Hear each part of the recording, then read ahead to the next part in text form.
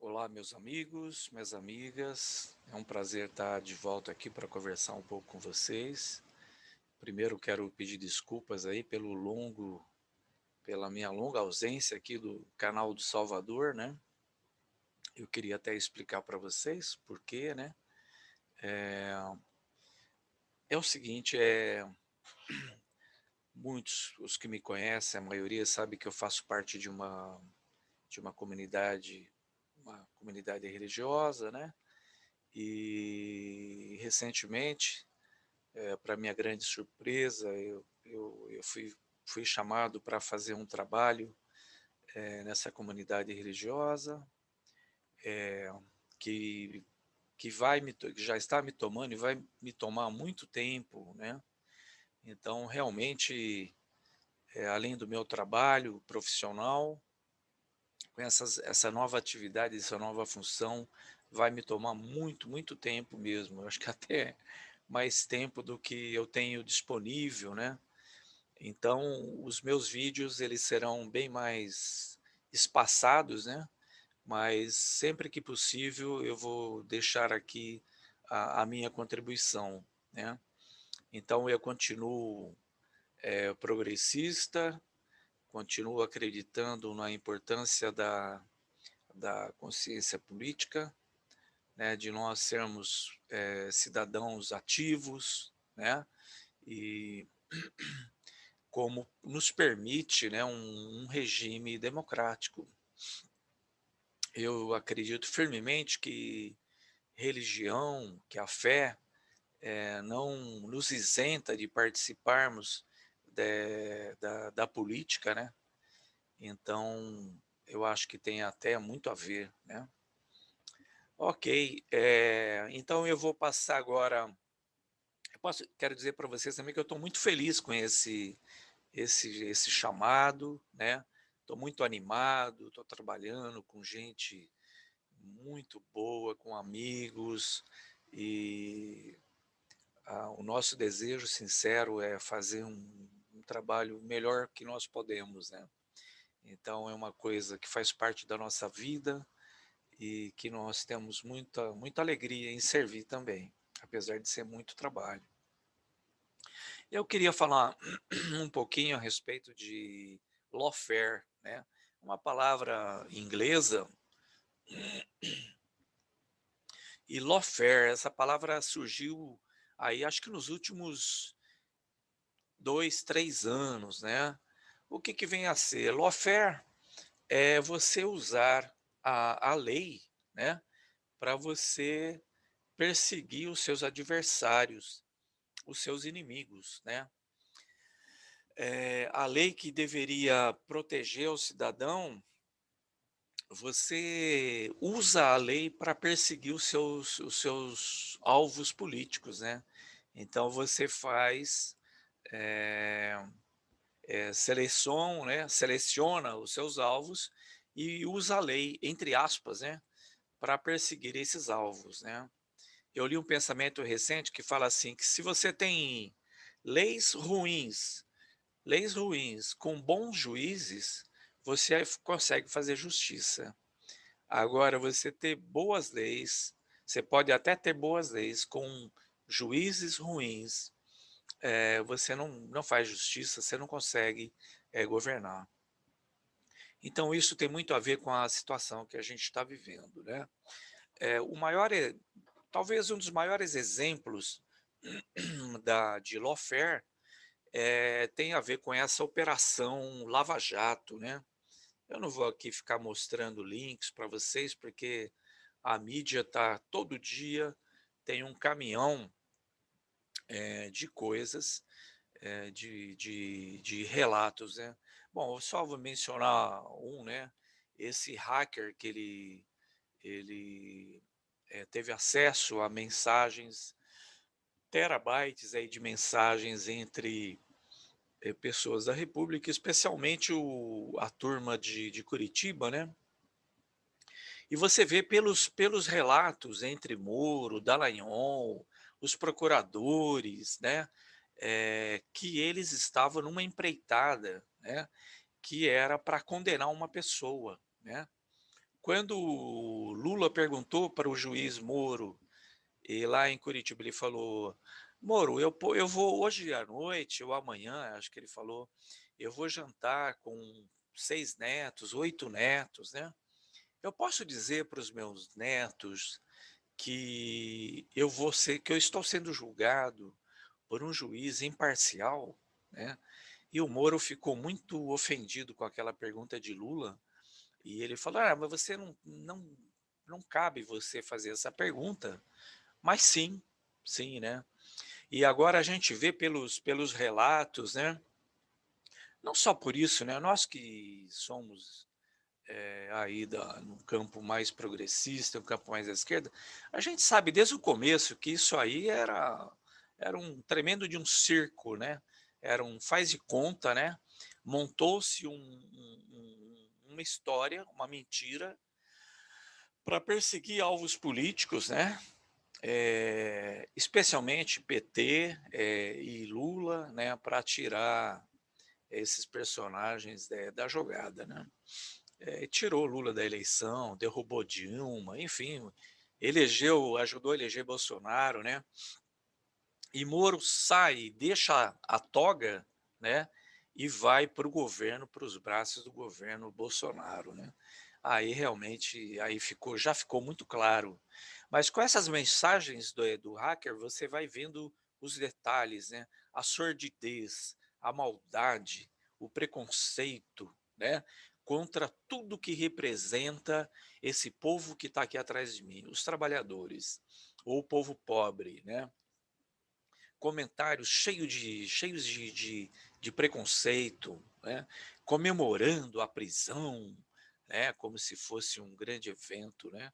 Lula pagou um preço alto por isso, ficou aí, acho que quase 2 anos, né, preso, né, e ele lutando para provar a sua inocência através da justiça, uma justiça manipulada, né, uma justiça aí não completa, não todos, mas nós podemos ver que parte dela estava em conluio, né, uma quadrilha, na verdade, né, para condenar, esses alvos específicos, né. Lula, eu, você, qualquer um, merecemos ter sempre um julgamento justo, né, ter a ampla defesa, né, e ser julgado por um juiz imparcial, coisa que Lula não foi, que Lula não, realmente, não teve, né. Então lawfare é isso, né, você, usar a justiça para perseguir os seus alvos. Esse era um assunto que eu queria conversar com vocês. Um segundo, a revista inglesa The Economist, que não é obviamente uma revista de esquerda, é uma revista conservadora, pró-mercado, ela fez uma matéria perguntando: "Para que serve o exército brasileiro?", né. Não temos guerra, não temos nenhuma guerra, já faz muito tempo, né, e para que nós temos, um exército desse tamanho, gastos desse tamanho com esse exército, né. Então é uma pergunta interessante, né. Eh, eu já disse num vídeo anterior, né, que a classe talvez que sofreu mais perseguição durante a ditadura militar foram os próprios militares.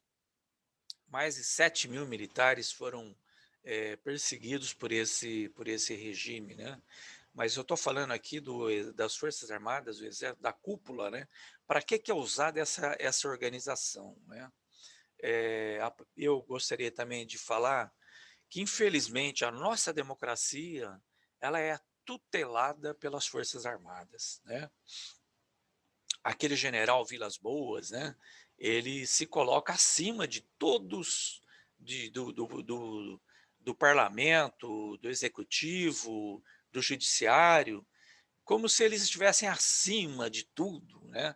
E quando na verdade, numa verdadeira democracia, as Forças Armadas teriam que estar, subordinadas ao poder civil, né, ao poder civil.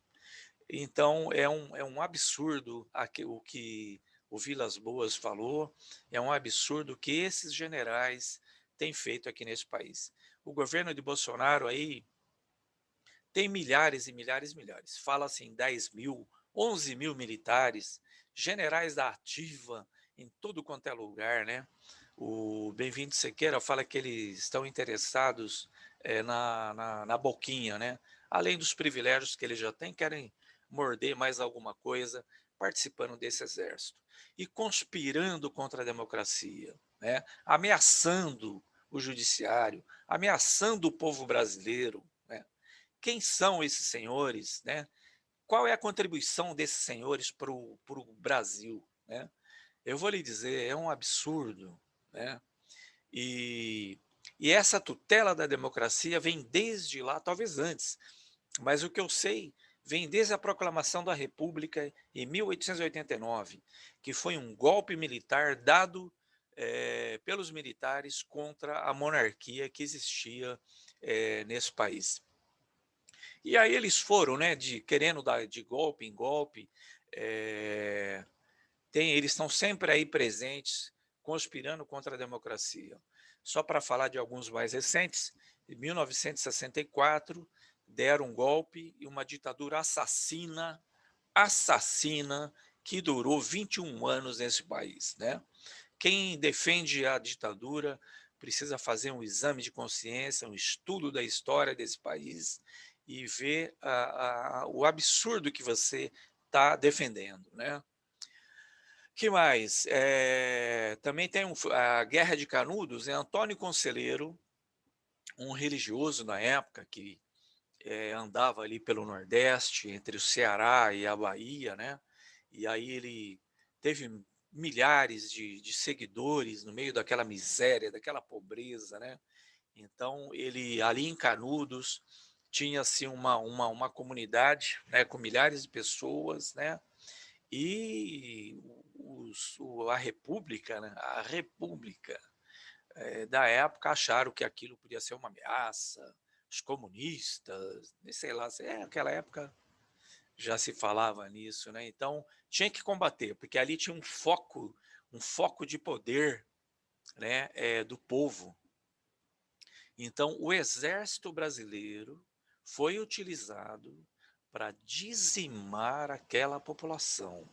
Milhares de assassinatos de mulheres, crianças, mais de 25 mil mortes. O exército brasileiro foi utilizado para isso.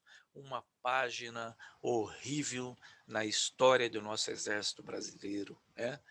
E teve, acho que, 3 grandes batalhas, acho que foi na quarta batalha que eles dizimaram aquele povo, né? Eles usavam uma metralhadora que eles chamavam de matadora, uma coisa assim. Então, 25 mil pessoas foram assassinadas ali, inclusive mulheres e crianças, né? Covardes, como em muitas ocasiões esses elementos se mostraram, né? Então, meus amigos, é isso.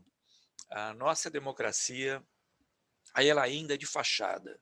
Essa tutela militar, ela precisa ser eliminada, né? Nós não deveríamos estar sujeitos a esses homens, né? A essas tais forças armadas, né? Como disse Simão Bolívar, maldito é o soldado que ergue a sua arma contra o seu povo. Maldito é o soldado que ergue a sua arma contra o seu povo. E Simão Bolívar descreveu exatamente o que eu penso e que nós deveríamos pensar desses elementos, tá? Então é isso, meus amigos. Desculpa aí que às vezes a temperatura sobe um pouco, mas eu ainda não perdi a minha capacidade de indignação. Sou evangélico, né? Mas não sou alienado, né? Esse negócio de não enxergar, de não ouvir, de não falar, não é comigo, né? Eu sempre vou estar nessa trincheira defendendo o que eu acho que é certo, né?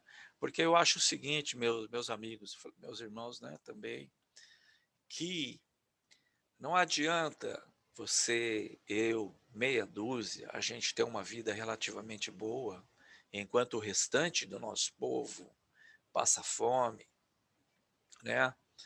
Não tem emprego, não tem casa, né? Segurança quase ninguém mais tem, alguns têm menos do que a gente, né? Não adianta você viver numa casa bonita, num jardim legal, né? Enquanto à sua volta você tem um deserto, né? Então, os jardins, eles não nascem espontaneamente. Os jardins, eles têm que ser plantados, cultivados, né? E o jardim é coletivo, né? Então, para que possamos transformar esse Brasil num jardim, vamos precisar do trabalho de todos nós, especialmente aqueles que têm um pouco mais de consciência, que não é um analfabeto político, né, que deve realmente participar, e a gente vai construir junto.